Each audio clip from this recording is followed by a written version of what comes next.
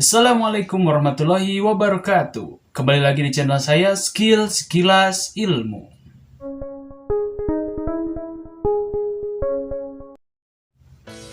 Jadi saat ini saya akan membahas sebuah gambar ilustrasi yang dimana di dalamnya terdapat makna tentang kehidupan ini. Nah, saya di sini akan menilai apakah relate dengan kehidupan ini atau tidak. Kalian juga bisa menilai, tapi tulis di komentar ya, oke? Langsung saja kita ke gambar yang pertama.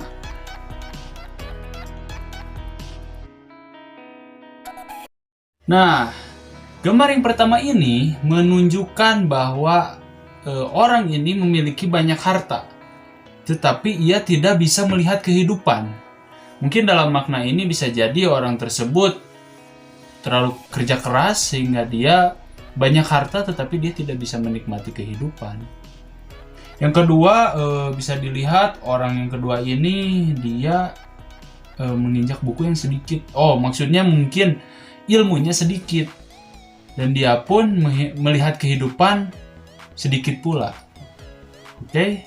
Ke orang yang ketiga di sini dia memiliki harta dan ilmu yang seimbang sehingga ia melihat kehidupan dengan cara seimbang juga. Dan yang keempat, dia ilmu tidak punya, harta tidak punya, hidup pula. Jadi mungkin dia tidak bisa melihat kehidupan. Tetapi ada yang kurang, kalau menurut saya di gambar ini ada yang kurang. Kenapa tidak ditambahkan orang yang memiliki banyak ilmu? Tentu orang yang memiliki banyak ilmu, dia akan mendapatkan segalanya.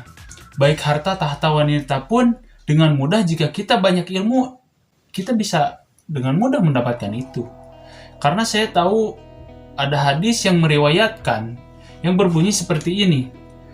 Khuyiro Sulaimanu alaihi salam bainal ilmi wal mulki pakhtarol ilma pa'ukhtiyal ilma wal mulka. Ini artinya datang dua pilihan kepada Nabi Sulaiman alaihissalam, yaitu memilih ilmu atau jabatan. Kemudian Nabi Sulaiman memilih ilmu dan akhirnya Nabi Sulaiman mendapatkan keduanya. Mendapatkan jabatannya juga, mendapatkan ilmunya juga. Sekarang kita masuk ke penilaian bahwa mungkin ini relate 90% lah. Menurut saya ini relate 90%. Sekarang kita ke gambar yang selanjutnya.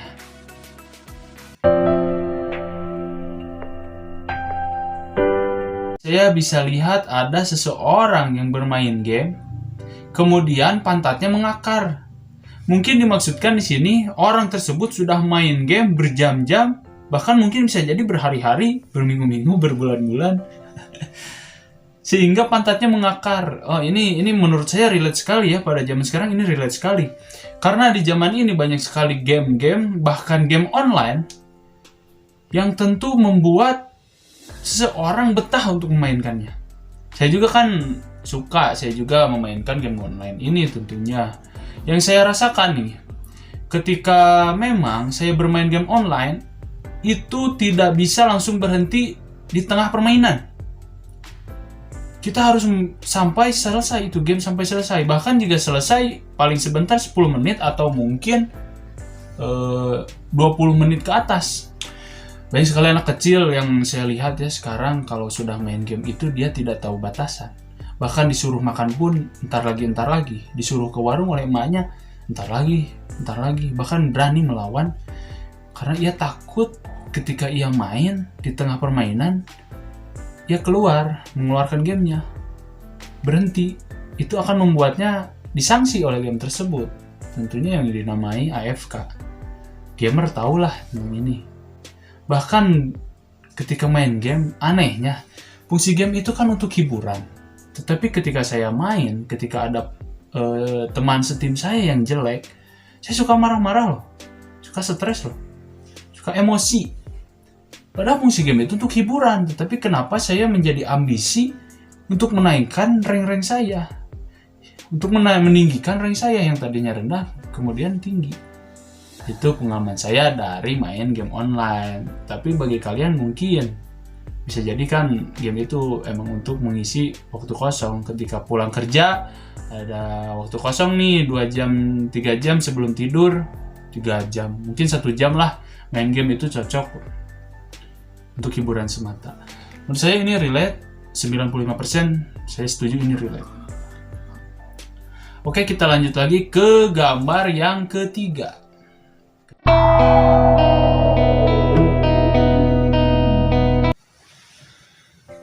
Ini mungkin menurut saya ini relate ya, bagi saya nih.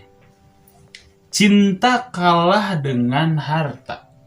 Orang yang berjuang kalah dengan orang yang beruang.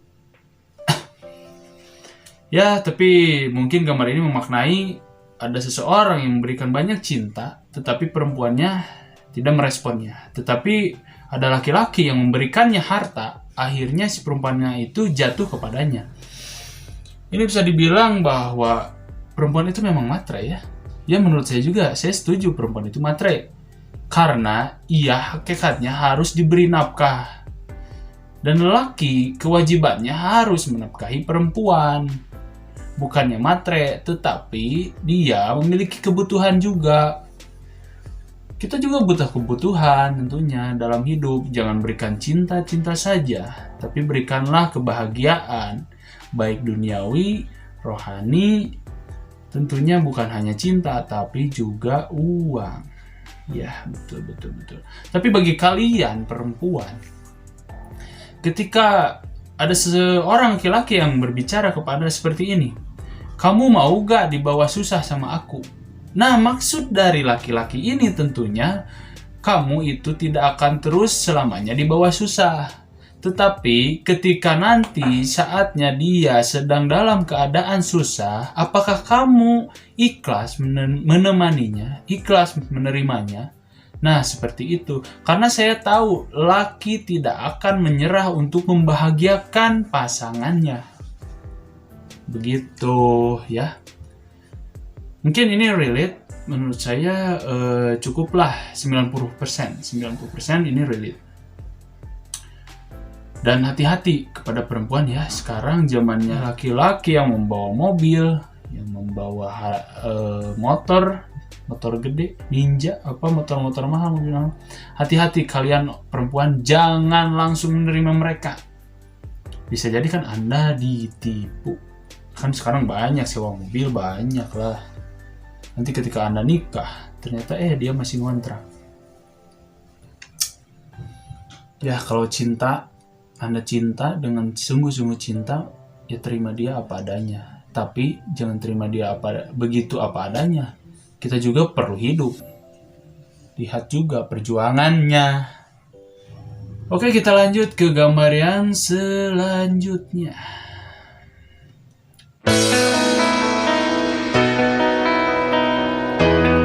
Oke, gambar yang ini menunjukkan ada apa sih ini teh? Oh ya, ada perempuan yang dirantai kepada ranjau, yang di tengah ranjau tersebut ada lambang cinta.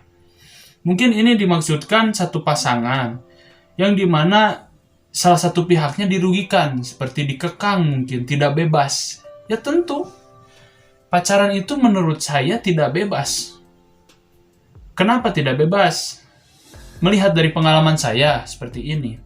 Ketika kita pacaran, tentu kita dilarang untuk dekat dengan wanita lain, betul tidak?